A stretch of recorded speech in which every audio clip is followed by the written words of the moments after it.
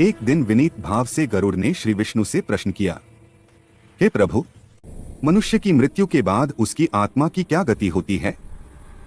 मृत व्यक्ति के लिए 10 दिनों तक पिंडदान क्यों किया जाता है? यदि कोई पिंडदान न करे तो क्या आत्मा यमलोक नहीं जा पाती? तब श्री विष्णु बोले, हे गरुड़, तुमने जगत के कल्याण हेतु अत्यंत गूढ़ प्रश्न किया है। सुनो, मृत्यु के बाद आत्मा की अवस्था और पिंडदान का महात्म्य। मृत्यु के तुरंत बाद क्या होता है? श्री विष्णु ने कहा, जब मनुष्य शरीर त्यागता है तब उसका स्थूल शरीर, हड्डी मांस का शरीर पृथ्वी पर रह जाता है, किंतु आत्मा वायुभूत हो जाती है।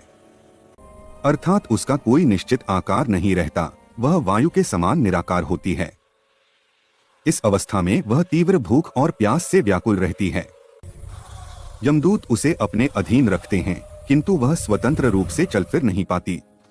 वह अपने छोड़े हुए घरांगन और श्मशान में भटकती रहती है तथा अपने संबंधियों द्वारा दिए जाने वाले पिंड और जल की प्रतीक्षा करती है। पिंडदान क्यों आवश्यक है? देह निर्माण की प्रक्रिया। श्री विष्णु ने समझाया, जीवात्मा को यमलोक जाने के लिए एक विशेष शरीर की आवश्यकता होती है, जिसे अतिवाहिक देह या यातना देह कहा जाता है। पुत्र या संबंधी जो 10 दिनों तक पिंडदान करते हैं, उन्हीं से यह नया शरीर बनता है। इसलिए मृत्यु के बाद 10वें दिन तक पिंडदान करना अनिवार्य है, क्योंकि इन्हीं पिंडों से क्रमशः आत्मा का नया शरीर निर्मित होता है। 10 दिनों के पिंडदान से शरीर के कौन कौन से अंग बनते हैं? श्री विष्णु ने विस्तार से बताया। पहले दिन सिर का निर्माण, दूसरे दिन गर्दन और कंधे, तीसरे दिन हृदय या वक्ष, चौथे दिन पीठ, पांचवें दिन नाभि, छठे और सातवें दिन कमर और निचला भाग, आठवें और 9वें दिन जंघाएं और पैर, 10वें दिन 10वें पिंडदान से भूख और प्यास की अनुभूति उत्पन्न होती है। यदि इन 10 दिनों में पिंडदान न किया जाए तो आत्मा को आकार नहीं मिलता। वह वायुरूप होकर अग्नि की तरह जलती रहती है और प्रेत बनकर निर्जन स्थानों या अपने ही घर में भटकती रहती है, जो परिवार के लिए अशुभ होता है। प्रेत्योनि के कष्ट और बभ्रुवाहन व प्रेत की कथा। पिंडदान न होने पर आत्मा को कितना कष्ट होता है, यह समझाने के लिए गरुड़ पुराण में राजा बभ्रुवाहन और एक प्रेत की कथा कही गई है। बहुत समय पहले त्रेता युग में बभ्रुवाहन नाम के एक धर्मपरायण राजा थे। एक दिन शिकार करते हुए वे मार्ग भटककर घने वन में पहुंच गए। वहां उन्होंने एक भयावह दृश्य देखा। एक विकराल प्रेत वृक्ष की डाल से लटका हुआ था। उसका शरीर कंकाल जैसा, आंखें धंसी हुई और वह भूख से कराह रहा था। राजा को देखकर प्रेत बोला, हे राजन, मैं आपको पहचानता हूँ।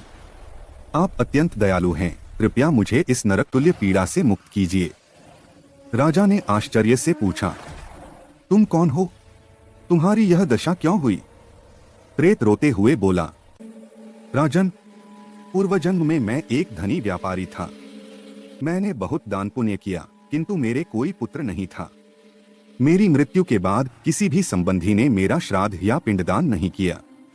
श्राद्ध न होने से मैं प्रेत बन गया हूँ। न मैं यमलोक जा पा रहा हूँ, न स्वर्ग। दिन रात भूख और प्यास से जल रहा हूँ। हे उत्तम पुरुष, किसी ने मेरे लिए श्राद्ध या तर्पण नहीं किया, इसलिए मैं प्रेत्योनि में पड़ा हूँ।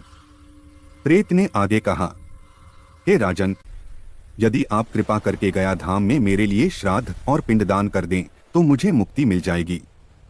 दयालु राजा बभ्रुवाहन ने राज्य लौटकर उस अज्ञात प्रेत के लिए विधिपूर्वक श्राद्ध और पिंडदान किया।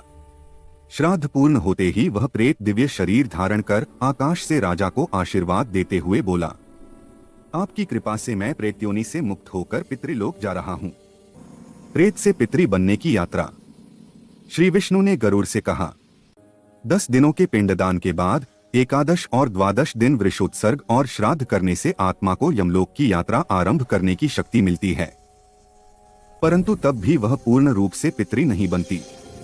1 वर्ष बाद जब सपिंडीकरण श्राद्ध किया जाता है, तब प्रेतात्मा यमपुरी में न्याय के पश्चात अपने पूर्वजों, पिता, पितामह और प्रपितामह से मिलती है। यही प्रेत अवस्था से मुक्ति और पितृलोक में स्थान पाना कहलाता है। सपिंडीकरण के बाद मृत व्यक्ति प्रेत भाव त्याग देता है और शुद्ध आत्मा बनकर पितृलोक में प्रवेश करता है तथा दुर्लभ सुख का अनुभव करता है। वीडियो अच्छा लगे तो एक लाइक करें, मेरे चैनल को सब्सक्राइब करें और साथ बने रहें। आप सभी स्वस्थ और मंगलमय रहें। धन्यवाद।